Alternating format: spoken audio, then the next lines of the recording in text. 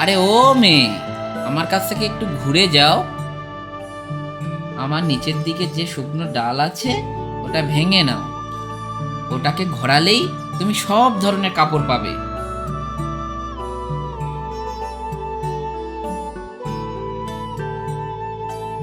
ধন্যবাদ।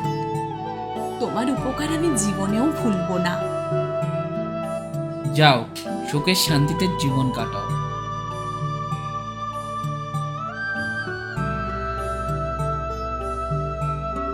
ছোট, ওই ছোট, চিনতে পারছিস আমায়?